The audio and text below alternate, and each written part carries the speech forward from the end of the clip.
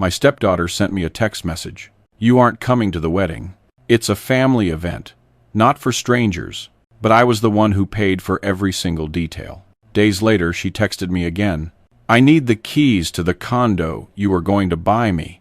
I took a deep breath and replied, "It's already been sold." That day, I finally understood who she really was.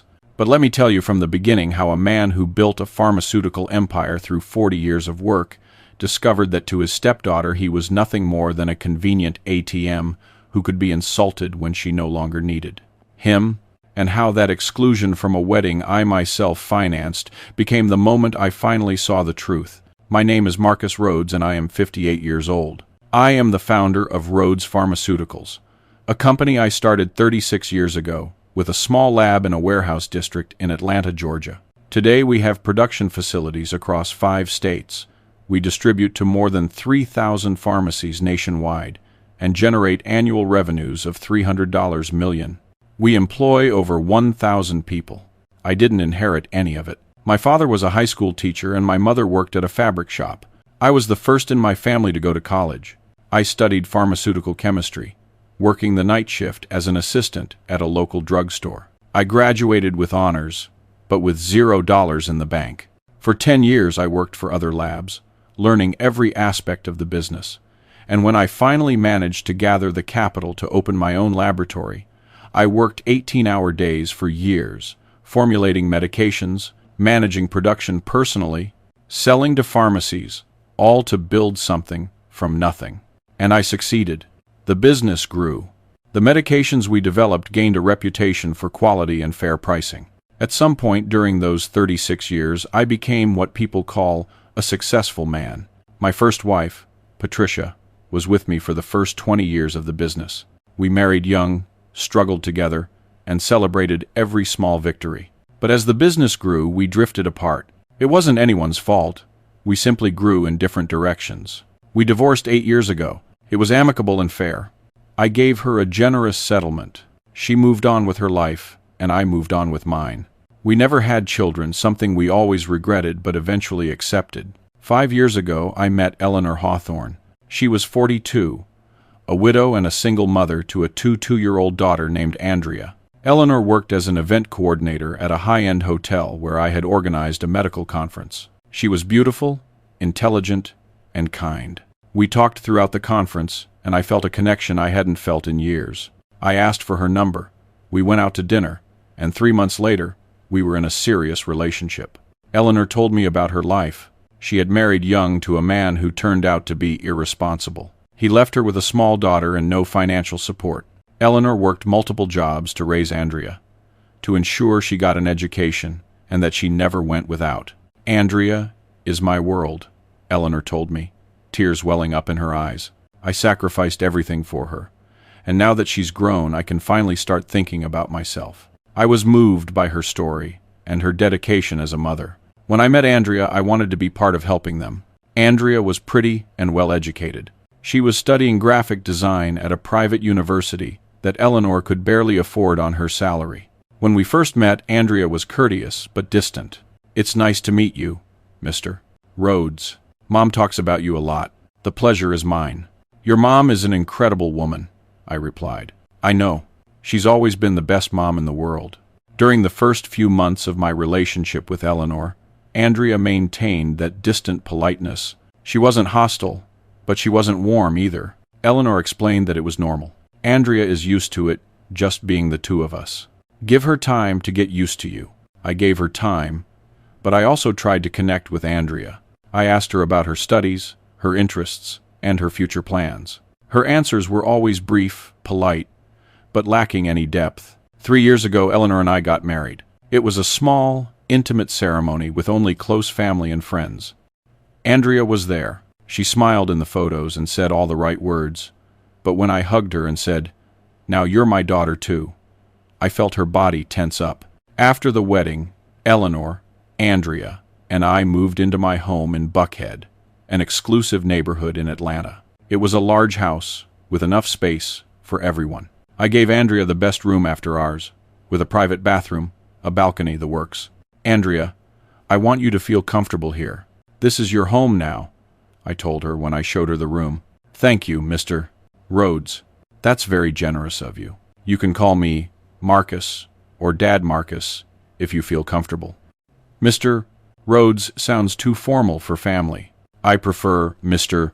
Rhodes, if you don't mind. It's more respectful.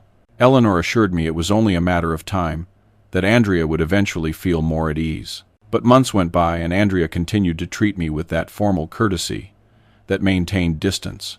What did change was her attitude toward my money. 2 months after moving in, Andrea came to me with Eleanor to ask for something. Mr. Rhodes, Andrea wants to take a special digital design course in Barcelona. It's an incredible opportunity, but it costs around $55,000. Of course, if it's good for her education, I'd be happy to pay for it. Andrea's face lit up for the first time since I'd met her. Thank you, Mr. Rhodes. This is going to be amazing for my career. I paid for that course, and then I paid for others. I later bought her a new computer, professional design software, a digital tablet, everything she needed for her studies. With every purchase I made, Andrea became slightly friendlier, not warm, but at least she talked more. Mr. Rhodes, thank you so much for the computer. It's perfect. I'm glad it helps. I want you to have the best tools. You are very generous. Generous. That was the word I would hear 1,000 times in the following years, but never Dad or I love you. It was always, you are very generous. When Andrea graduated 2 years ago, I bought her a new car, a compact European SUV, perfect for a young professional. Eleanor cried with emotion. Andrea smiled and gave me a brief hug. Thank you, Mr. Rhodes. You didn't have to do this. I wanted to. I'm proud of you. You graduated with honors. Well, I couldn't have done it without your financial support. Your financial support, not your support, not thank you, Dad, but your financial support.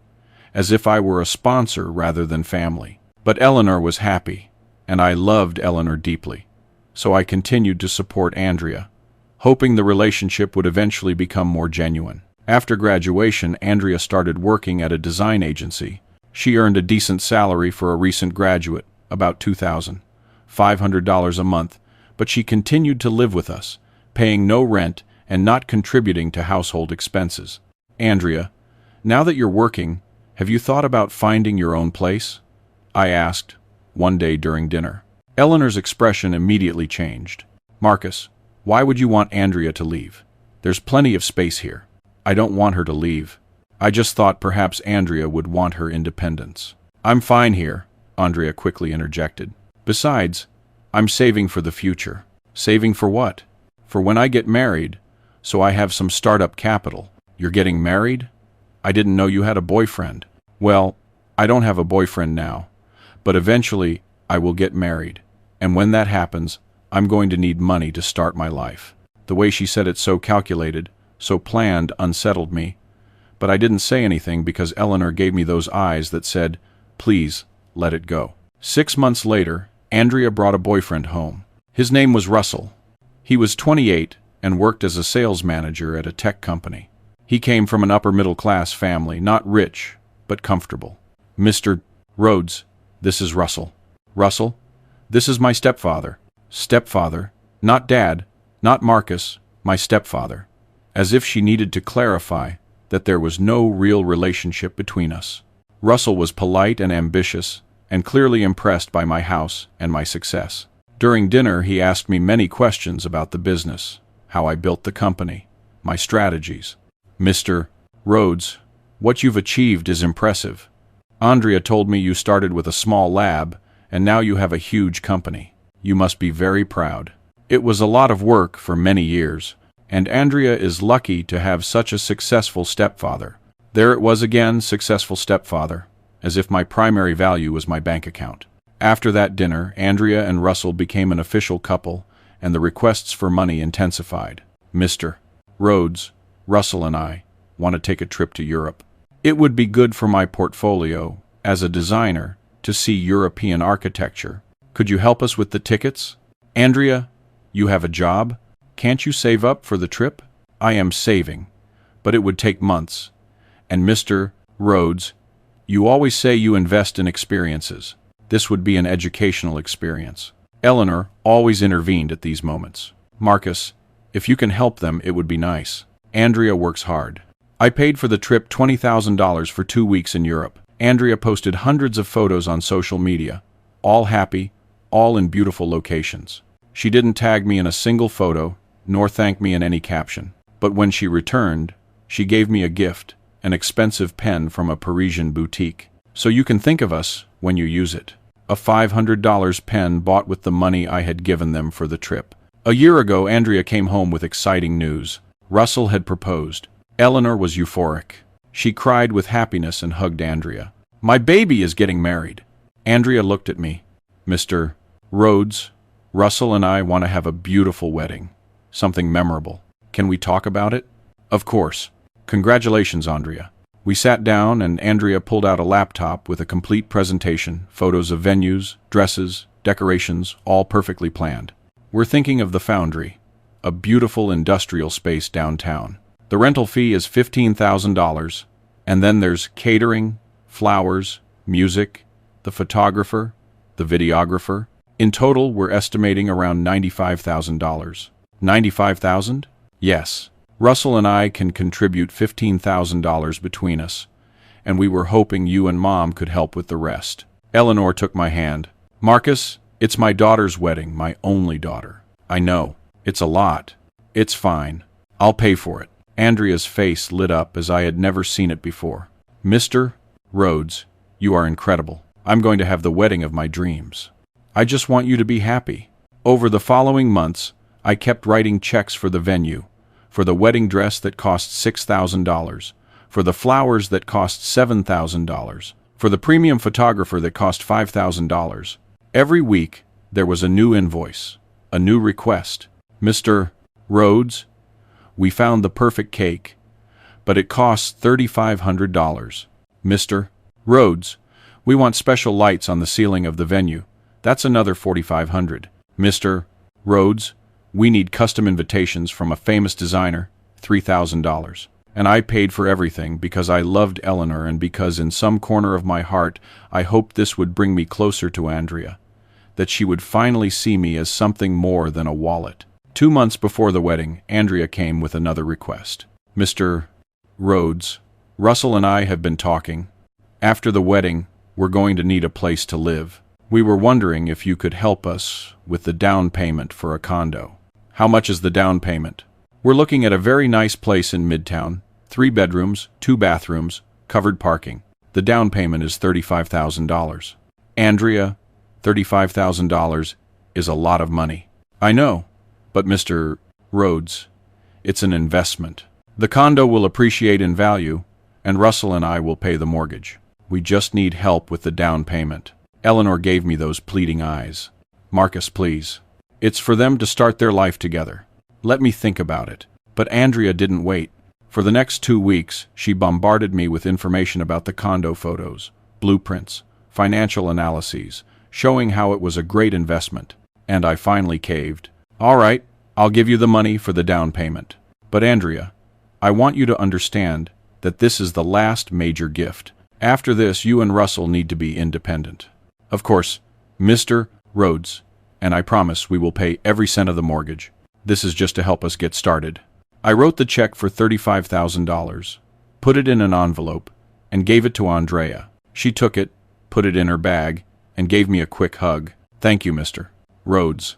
You are very generous. There was that word again, generous. 1 week before the wedding, when I had already spent more than $130,000 between the wedding and the condo down payment, I received a text message from Andrea, a message that would change everything. Mr. Rhodes, I need to talk to you about the wedding guest list. What about it? Well, the venue has limited capacity and Russell and I have been reviewing it, and there are too many guests. We need to cut back. I understand. Who are you going to cut? And then came the message that broke my heart. We decided that you aren't going to the wedding. It's a family event, not for strangers. I hope you understand.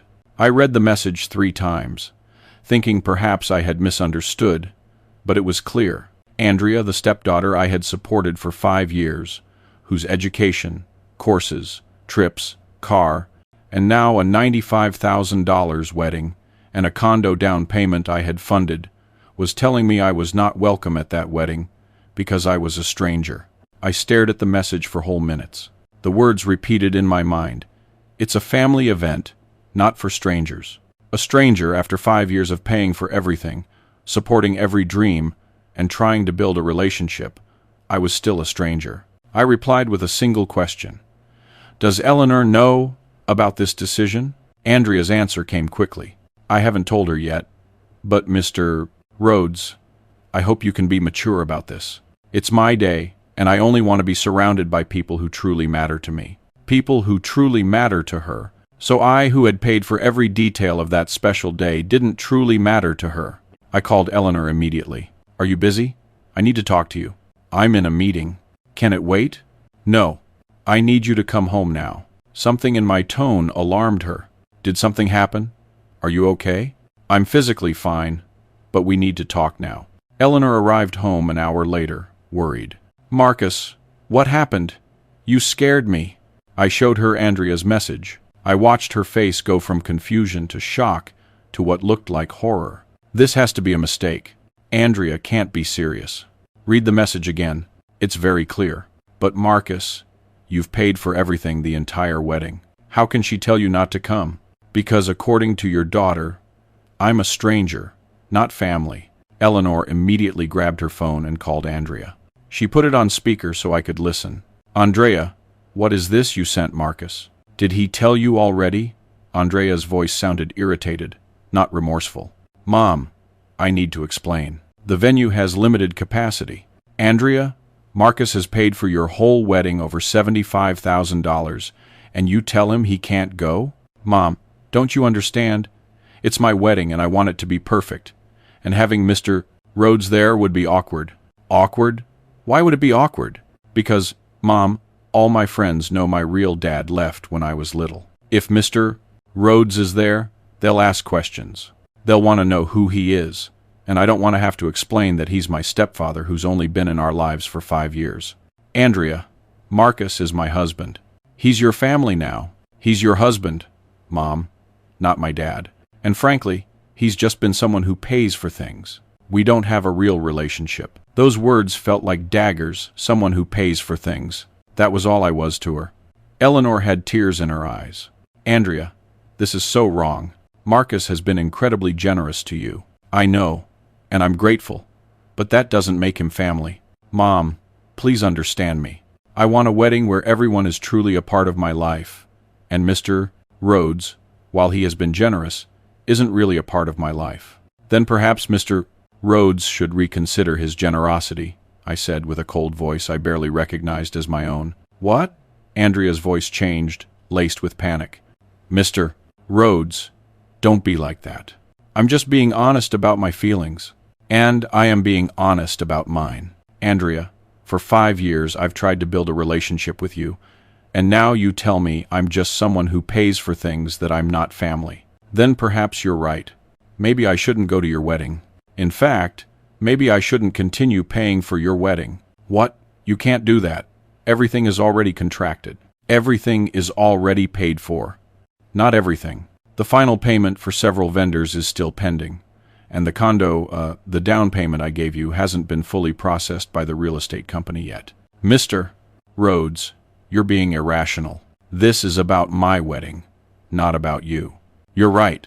It is about your wedding, the wedding I am paying for. And if I'm not family enough to be there, then I certainly shouldn't continue financing your family event. Mom, tell him something. Eleanor looked at me with a torn expression. Marcus, I understand you're hurt. I'm hurt by what Andrea said too, but the wedding is in 3 weeks. We can't cancel everything now. I'm not suggesting canceling. I'm suggesting Andrea and Russell pay what's left. If I'm a stranger, then you can treat me like one and not expect me to keep funding your family event. That's revenge! No, Andrea. That's a consequence. You spent 5 years taking my money while maintaining emotional distance. And now, when you no longer need me because you have everything you wanted, you discard me. But it doesn't work that way. I hung up the phone. Eleanor was crying. Marcus, please. I know Andrea was wrong, but she's my daughter. I can't let her go without a wedding. I'm not asking you to leave her without a wedding. I'm saying I'm not paying anymore. Eleanor, Did you hear what your daughter said, that I'm just someone who pays for things, that I'm not family?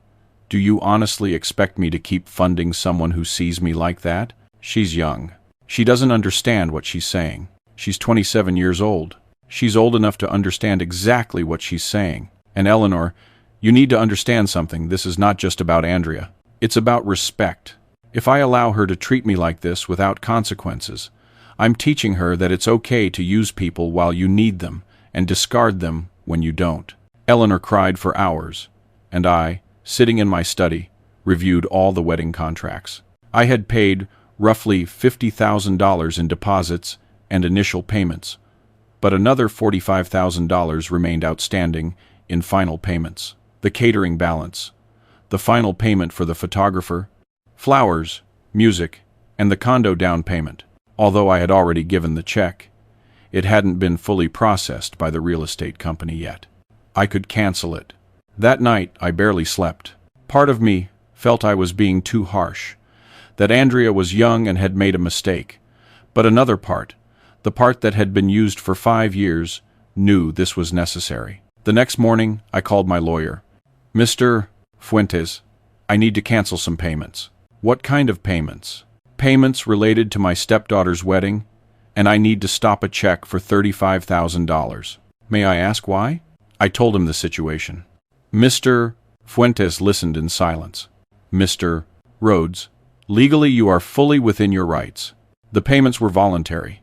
There is no contract compelling you to continue, and the check can be stopped if it hasn't been cashed. Then proceed. Over the next few days, I canceled everything. I called every vendor and explained I would no longer cover the outstanding balances. Some were understanding, others annoyed, but all understood that without my payment they would need to contact Andrea and Russell directly. And I canceled the check for the condo down payment. 3 days after my message to Andrea, she showed up at the house. She burst in furious, with Eleanor trailing behind her trying to calm her. Mr. Rhodes, what did you do? The florist called me saying you canceled the payment. The photographer too. I did exactly what I said I would do. I'm no longer paying for your wedding, but everything is planned. We don't have the money to pay for everything that's left. That's your problem, Andrea, not mine. You yourself said I'm just someone who pays for things, that I'm not family, so I decided to stop paying. You're being ridiculous. It's just a wedding. You don't have to take it so personally. Just a wedding? Andrea, it's your wedding, the most important event of your life so far, and you told me I wasn't important enough to be there, that I was a stranger. So why would a stranger pay for your family event? Because you're rich. Because you can pay for it without a problem. Because... She stopped, realizing what she was about to say. Finish the sentence, Andrea. Because what? Because it's your responsibility. Mom married you. That makes you responsible for helping us. No. Marrying your mother doesn't make me responsible for financing your adult life. Andrea, you're 27. You have a job. Your fiancé has a job. If you want an expensive wedding, pay for it yourselves.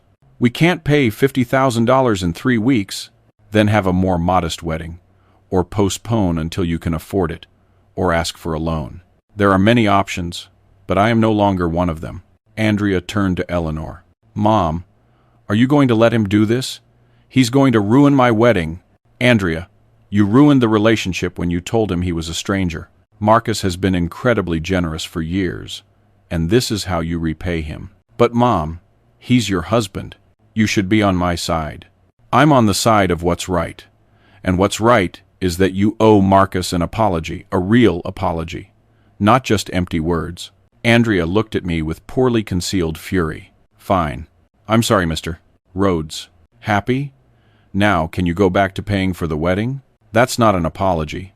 That's manipulation. What else do you want me to say? Nothing. Because we both know you don't really mean it. You just feel you lost access to my money. Andrea stormed out of the house, slamming the door, and Eleanor stayed there, tears streaming down her face. Marcus, she's my daughter, my only daughter. I can't leave her without a wedding. You're not leaving her without a wedding. She'll have her wedding. She'll just have to pay for it herself. But she can't. She doesn't have the money. Then she should have a wedding she can afford. Eleanor, do you really not see the problem here? Your daughter used me for 5 years, and now that she has everything she wanted, she discards me, and you want me to keep funding her? It's not like that. Andrea made a mistake. Marcus, if you cancel everything, there's going to be permanent resentment. Our family will be broken. Eleanor, the family is already broken. I just realized it. For the next week, Andrea tried various tactics. First, it was pleading texts. Mr. Rhodes, please reconsider. I know I was wrong. Please don't ruin my wedding. Then came the manipulative texts. Mr. Rhodes, my mom is suffering because of this. Do you really want to hurt your wife? And then, when nothing worked, came the hostile texts. You're a horrible man, a bitter old man who uses his money to control people. I'm glad I excluded you from the wedding. You don't deserve to be there. I didn't reply to any of them because every message only confirmed what I already knew. Andrea never saw me as family. She only saw me as a source of money. 2 weeks before the wedding, Andrea and Russell came together. Russell looked uncomfortable, clearly not wanting to be there. Mr. Rhodes, I came to apologize personally, Andrea said with a voice that tried to sound sincere but was clearly rehearsed. I was wrong. I shouldn't have called you a stranger. You have been important in our lives. And of course, we want you to come to the wedding. Oh, yes. Now I'm welcome? Yes. I talked to Russell and Mom, and we all agree you should be there. Please, Mr. Rhodes, forgive me, and please go back to paying what's left. Are you inviting me because you genuinely want me there, or because you need my money? Andrea looked at Russell, who nodded his head. Because I want you there because you're important to Mom, and because you've been generous, and I didn't appreciate it as I should have. See, Russell, your future wife can't even lie convincingly. Andrea, we both know the truth. If you had the money to pay for the wedding, I'd still be a stranger who doesn't deserve to be there. Russell finally spoke. Mr. Rhodes, with all due respect, I understand why you're angry. Andrea made a huge mistake, but the wedding is in 2 weeks. All the guests have already RSVP'd. We can't cancel now. I'm not suggesting you cancel. I'm saying you pay for it yourselves. We don't have $50,000. Then, take out a loan, use credit cards, ask Russell's family for help, sell something. There are many options, but I am no longer one of them. Mr. Rhodes, this is going to ruin our credit. We're going to start our marriage in debt. You should have thought about that before Andrea decided to insult me. They left without achieving anything, and I felt not satisfied, but at least firm in my decision. Eleanor stopped speaking to me almost entirely. She slept in the guest room. She ate at different times. She clearly blamed me for Andrea's predicament. 1 week before the wedding, I received another text from Andrea. This one was different. It wasn't pleading or hostile. It was direct. Mr. Rhodes, Russell and I found a solution for the wedding payments. We borrowed from his family and used our credit cards. We're going to be in debt for years, but at least we'll have our wedding. I hope you're proud of yourself. But there's something else. I need the keys to the condo you were going to buy me. The real estate company says the check was canceled. I need another check or the keys if you bought it another way. There it was, after everything, after the insults, after the exclusion, after forcing her to find her own way to pay for the wedding. Andrea still expected me to give her the condo. The audacity was impressive and revealing. I took a deep breath before replying and typed the words that would change everything. It's already been sold. Andrea's response arrived in seconds. What? You sold my condo? It wasn't your condo. It was a condo I considered buying for you, consideration that ended when you called me a stranger. But you promised me. No, Andrea. I said I would help you with the down payment. It was never a promise. It was a possibility that ended when you demonstrated your true character. This is revenge, pure revenge. This is consequence. And Andrea, here is the truth you need to hear. For 5 years I treated you like family, and for 5 years you treated me like a bank. You took every dollar I gave you but never gave me respect, never gave me genuine affection, never treated me as anything more than a source of money. And when you finally had everything you wanted from me, you discarded me. That's not true. No? Then explain. When was the last time you spoke to me without needing something? When was the last time you asked me how I was? When was the last time you treated me like family instead of a benefactor? Silence because she couldn't answer, because the truth was obvious. That day I understood who you really were, Andrea, and it was the day I finally stopped pretending we could have a real relationship. Andrea's response was explosive. It wasn't one message. It was 10 messages in a row, each more furious than the last. You can't do this to me. That condo was mine. You promised me. I'm going to sue. My mom is going to divorce you because of this.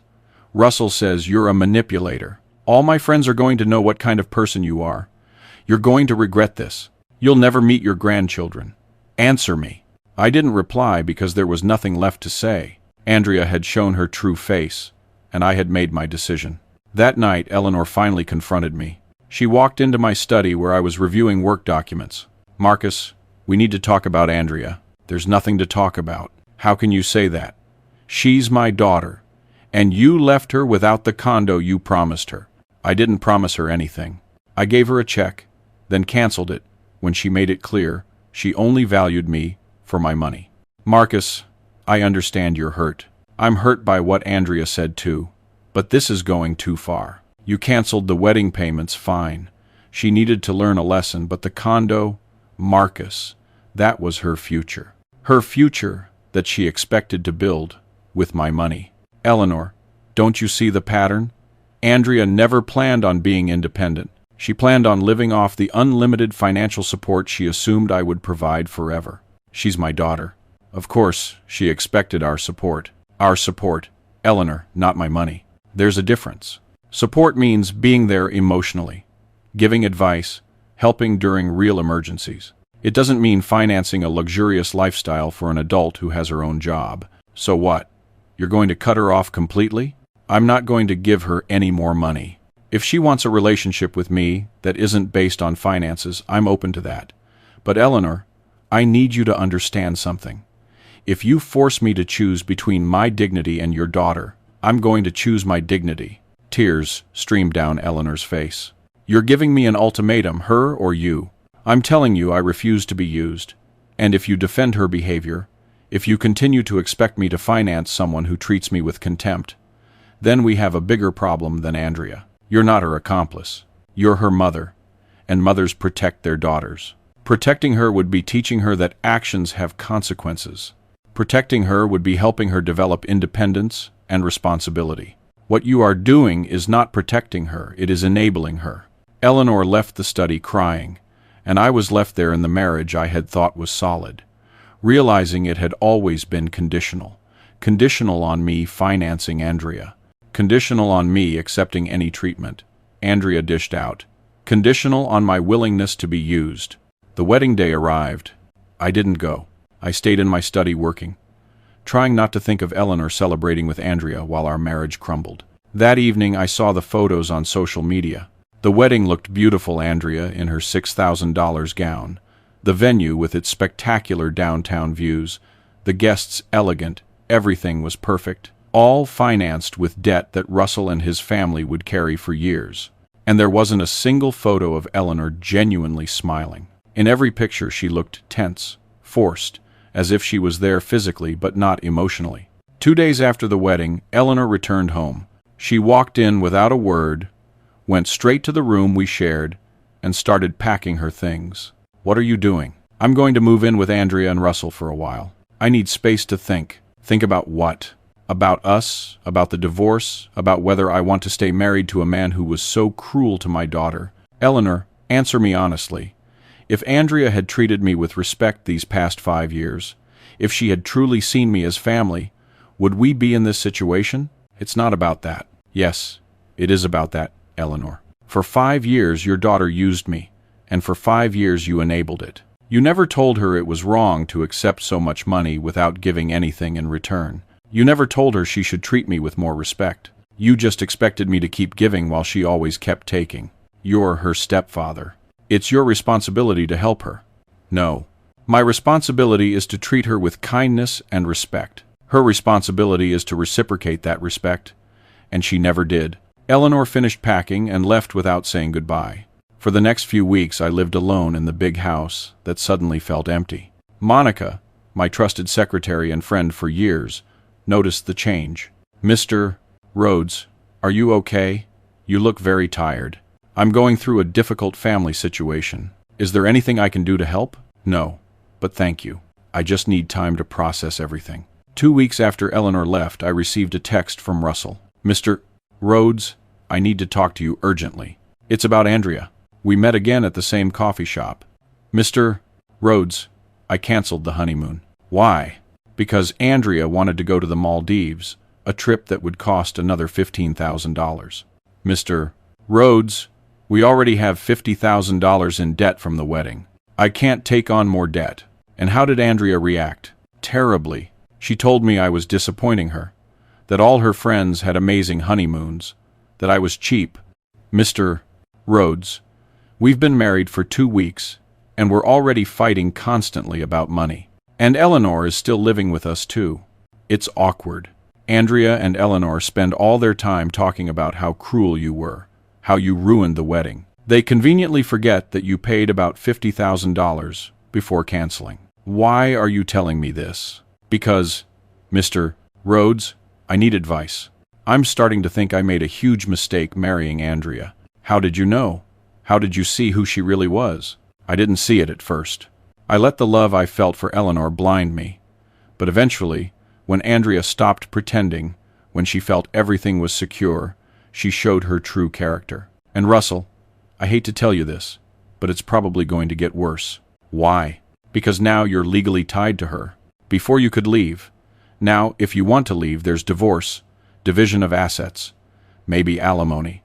And Andrea knows that. She feels secure, so she no longer has to pretend. Russell looked devastated. What do I do?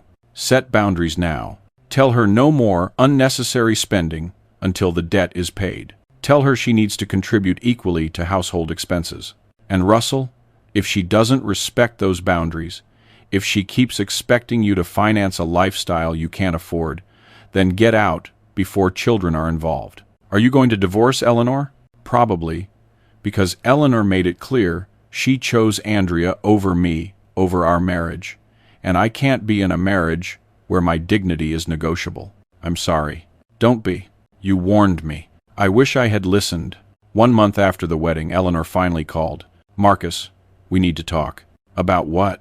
About us, about the divorce, about maybe you being right. Right about what? About Andrea.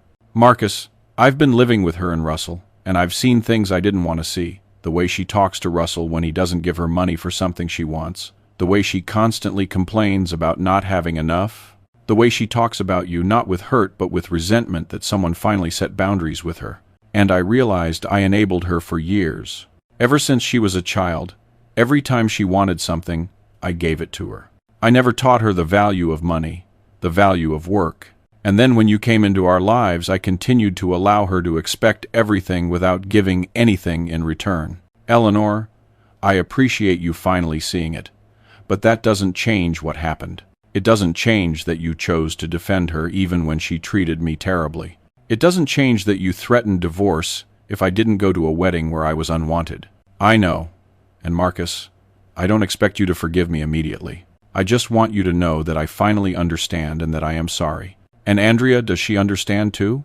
Andrea is still convinced you're the villain, that you were cruel and unfair. I can't make her see the truth. Then nothing has really changed. Eleanor, the apology is yours, but the problem is Andrea. And as long as you continue to prioritize her above everything else, as long as you continue to enable her behavior, nothing can change between us. Are you saying I have to choose between my daughter and my husband? I'm saying you need to stop letting your adult daughter manipulate you, that you need to set boundaries with her just as I did. And until you do that, yes, I am saying I cannot continue in this marriage. Eleanor cried over the phone. Give me time. Let me try to fix this. You have all the time you need. But Eleanor, while you're doing that, I'm going to move forward with my life. I won't wait for you indefinitely. 3 months after the wedding, my life had completely changed. Eleanor and I were officially separated, though we hadn't yet filed for divorce. She was still living with Andrea and Russell in what she described as helping them settle into their marriage. I, for my part, had immersed myself in work. I expanded the company, opened 2 new production plants, and developed 3 new medications. Work was my refuge from the emotional pain. But the peace didn't last long. I received a call from my lawyer. Mr. Fuentes? Mr. Rhodes, I have news. Eleanor has filed for divorce. Finally, what are the terms? Here's where it gets interesting. She's asking for half of all assets acquired during the marriage. And Mr. Rhodes, during the 5 years you were married, the company grew significantly. She's alleging she deserves compensation for that growth. We were married under separation of assets. I checked that specifically before we got married. Correct, but her lawyer is arguing that Eleanor contributed indirectly to the company's growth by managing the home and supporting you emotionally, allowing you to focus on the business. That's ridiculous. Eleanor worked full-time. She wasn't a homemaker. I know, which is why I don't think they have a strong case. But, Mr. Rhodes, there's something else. Andrea has filed her own lawsuit. What? Andrea is suing me? Yes. She's alleging you made verbal promises to her about the condo, that she and Russell made financial decisions based on those promises, and that you reneged, causing them economic damage. I never promised anything. I gave her a check, then canceled it when she insulted me. That's what we'll argue. But Mr. Rhodes, things are going to get ugly. Andrea has text messages where you talk about helping her with the down payment. Her lawyer will try to paint that as a contractual promise. Let them try. I will not yield to this manipulation. Andrea's lawsuit was particularly offensive because it was drafted to paint me as a cruel man who had used his position of power to control and then punish his stepdaughter. The document was full of exaggerations and half-truths. The defendant, Marcus Rhodes, established a pattern of financial control over the plaintiff. For 5 years, he provided expensive gifts and financial support with the expectation of obedience. When the plaintiff exercised her right to set boundaries at her own wedding, the defendant vindictively withdrew all support, including a condo he had explicitly promised. The defendant caused the plaintiff severe emotional distress, forcing her to incur significant debt for her wedding after she had planned everything based on his promises. The plaintiff seeks compensation of $5 million for economic and emotional damages. When I read the lawsuit, I felt a mixture of anger and something akin to admiration for the sheer audacity. Andrea genuinely believed she deserved to be compensated for losing access to my money. Mr. Fuentes, how serious is this lawsuit? Legally, not very serious. She has no evidence of a contractual promise, and the fact that she excluded you from the wedding after you paid most of the expenses works against her. But Mr. Rhodes, these lawsuits are rarely about winning in court. They're about pressuring you to settle. I won't settle. If Andrea wants to fight this in court, let her. The lawsuits were leaked to the press because apparently Andrea decided that if she couldn't win in court, she would win in public opinion. She gave interviews to local papers, appeared on talk shows, always with the same narrative. Marcus Rhodes is a controlling man who uses his money to manipulate people. For years, he made me believe he would support me, that he was my family. But when I set a simple boundary at my own wedding, he punished me by taking everything away, including a condo he had promised. Now my husband and I are in debt for years because of him. The story resonated with some people. There were comments on social media criticizing me. Rich people think they can control people with money. What kind of stepfather abandons his stepdaughter on her wedding day? Andrea is right to sue. He promised her that condo, but there were also other comments from people who saw through the narrative. Wait, he paid most of the wedding and then she excluded him? That changes everything. Just someone who pays for things. Andrea actually said that, and then expects him to keep paying? Mr. Rhodes set healthy boundaries. Andrea is the manipulator here. I decided to break my silence, not with dramatic interviews like Andrea, but with a simple, direct statement published on the Rhodes Pharmaceuticals website. I have seen the public accusations made by Andrea Hawthorne, my stepdaughter, and I feel obligated to clarify some facts. For 5 years, I supported Andrea financially. I paid for her education, her international courses, bought her a car, paid for the majority of her wedding, and considered helping her with a condo. At no point was this support mandatory. It was voluntary, given with the hope of building a family relationship. Weeks before her wedding, After I had already paid approximately $50,000 in expenses, Andrea sent me a message saying I could not attend the wedding because it was a family event, not for strangers. When I asked if this decision came from her, she confirmed yes, that I was not truly family, just someone who pays for things. In response, I canceled the pending payments and the condo check not out of revenge, but because I finally understood that Andrea saw me only as a source of money. Andrea could have had her wedding. She simply had to pay for it herself, as millions of couples do. I do not apologize for setting boundaries with someone who used me for years, and I will not pay compensation for withdrawing a gift that was completely voluntary. This will be my only public statement on the matter. The response to the statement was immediate. The narrative began to shift. More people questioned Andrea's version. Okay, so he paid $50,000 for the wedding and then she excluded him? That changes everything. She called him a stranger and then still expects him to pay? Mr. Rhodes established healthy limits. Andrea is the manipulator here. Andrea tried to respond with another dramatic video, crying, saying I had twisted the truth, but it was too late. Enough people had seen through her narrative. The lawsuits reached their first hearing 4 months after the wedding. The judge listened to both sides. Andrea's lawyer presented text messages where I had said, "I'll help you with the down payment," as evidence of a contractual promise. Eleanor's lawyer argued she deserved compensation for the company's growth during our marriage. When it was my turn, Mr. Fuentes was direct. "Your Honor, these cases are attempts at financial manipulation disguised as legitimate lawsuits. Let's start with Andrea Hawthorne. The evidence shows that Mr. Rhodes voluntarily supported her for 5 years. There was no contract, no legal obligation. When Miss Hawthorne excluded the provider of that support from her wedding after he paid for the majority of the expenses, Mr. Rhodes exercised his right to withdraw voluntary support. And the condo promise, Your Honor, helping with the down payment does not constitute a contractual promise. Mr. Rhodes considered helping, but that consideration ended when Miss Hawthorne made it clear she saw him only as a source of money. We have the message where she admits that Mr. Rhodes is just someone who pays for things. After writing that, after excluding him from the wedding, she still expected him to give her $35,000 for a condo. And the case of Eleanor Rhodes, Your Honor, Mr. Rhodes and Mrs. Rhodes were married under separation of assets. That was their choice. She cannot now, in the divorce, claim rights she specifically rejected by choosing that marital regime. Eleanor's lawyer tried to argue there was an implicit understanding that Eleanor would eventually share the assets.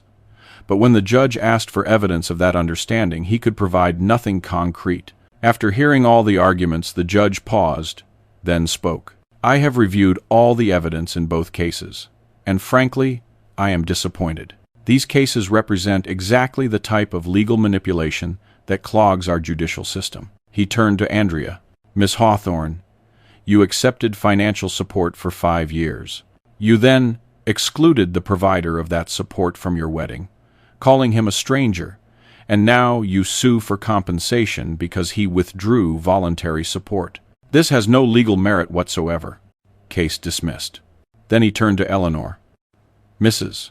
Rhodes, you married under separation of assets. That was your choice. You cannot now claim rights that you specifically rejected. Your case is also dismissed. Furthermore, both plaintiffs will pay the defendant's legal costs. These frivolous lawsuits have consequences. Andrea and Eleanor left the court devastated, and I left feeling not joy, but a kind of quiet sadness.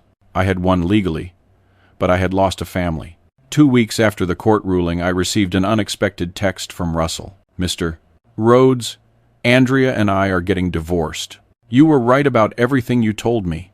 I asked her to change, to contribute equally, to stop spending money we don't have. She refused. She says she deserves a certain lifestyle, and that it's my job to provide it. I can't live like this. And how is Eleanor? Devastated. I think she's finally seeing who Andrea really is, but it's hard for a mother to admit that about her child. Does Andrea know you're texting me? No, and she wouldn't care. She's too busy blaming me for giving up on our marriage. I'm sorry, Russell. Don't be. You warned me. I wish I had listened. 1 month later, Eleanor showed up at my door. She looked tired, older, as if the last few months had been years. "Marcus, can I come in?" "What for?" "To apologize truly. No agenda, no asking for anything unjust. To apologize."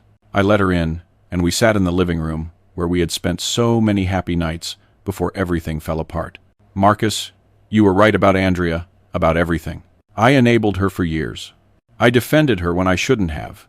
I prioritized her comfort over your dignity, and destroyed our marriage in the process." "Eleanor, I appreciate you finishing that sentence. I've been living with Andrea these months, and I've seen things I didn't want to see, the way she treated Russell when he wouldn't give her money for something she wanted, the way she talks about you, not with pain but with pure resentment that someone finally told her no, the way she blames me now for not controlling my husband." "She blames you?" "Yes," she says, "if I had been a better wife, you would have continued supporting her. That it's my fault she lost the condo." "Marcus, my daughter is getting divorced after 4 months of marriage because she couldn't accept living without luxuries she can't afford. And instead of reflecting, she blames everyone but herself. And now what? Now I finally told her what I should have told her years ago, that she needs to grow up, that she needs to get a better job or a second job if she wants the lifestyle she wants, and that I am no longer going to financially rescue her." And how did she take it? She went ballistic. She told me, "I'm as cruel as you are, that I'm abandoning her." "And how do you feel?" "Free for the first time in years. Free, because I finally stopped letting her manipulate me. I finally set boundaries." "I'm glad to hear that, Eleanor. Really. Marcus, is there any chance we can try again to rebuild what we had?" "Eleanor, I love you, but I can't go back to a relationship where your daughter has so much power, where every decision has to be filtered through. But what will Andrea think? It won't be like that anymore. Marcus, Andrea and I barely speak now. She's furious with me, and while it hurts, it's also liberating. And if in 6 months Andrea comes crying with an emergency, if she needs money or help, are you going to maintain your boundaries or are you going to cave?" Eleanor thought for a long time. "I don't know. She's my daughter. She will always be my weakness. But Marcus, I can promise you I will never again expect you to rescue her. My boundaries with her are mine to keep, not yours. That's all that I can ask." We spent the next few hours talking about the pain of the last few months, the lessons learned, and what we would need to rebuild trust. "It won't be fast," I told her. "I need time to heal, time to trust again." "I understand. But can I stay? Can I come home?" "You can come back, but Eleanor, with clear conditions. If Andrea ever becomes a problem between us again, if you prioritize her demands over our marriage again, it's over for good. There will be no third chance." "Understood. And Marcus, I accept that, because I finally understand that a healthy marriage requires the two of us to be the priority, not the adult children, not the extended family us." Eleanor moved back, and gradually first, only sleeping at home, then slowly bringing her things, and slowly, very slowly, we began to rebuild. 6 months after that disastrous wedding, Andrea finally called not me, but Eleanor. I overheard the conversation because Eleanor put it on speaker. "Mom, I need help. I'm about to be evicted from my apartment. I can't pay the rent. Andrea, you have a job. It doesn't pay enough. I need you to lend me money, just $4,000 to catch up." "No." "What? Mom, it's an emergency." "It's a consequence, Andrea, of living beyond your means, of not adjusting your lifestyle to your financial reality. I can't believe you're doing this to me. After everything Marcus did to me, now you're abandoning me too?" "Andrea, Marcus didn't do anything to you except set healthy boundaries, and I am doing the same thing. If you can't afford your apartment, get a cheaper one, get a second job, sell things. There are many options, but I am no longer one of them. You're a terrible mother." "I'm a mother who is finally doing the right thing." Andrea hung up, and Eleanor cried, but they were tears of liberation, not guilt. "Are you okay?" I asked her. "I'm fine. It hurts, but I know I did the right thing." 1 year after that disastrous wedding, Eleanor and I renewed our vows. It was a small, intimate ceremony, with only close friends. Andrea was not invited because, although Eleanor maintained minimal contact with her, we both knew that Andrea in our lives meant drama.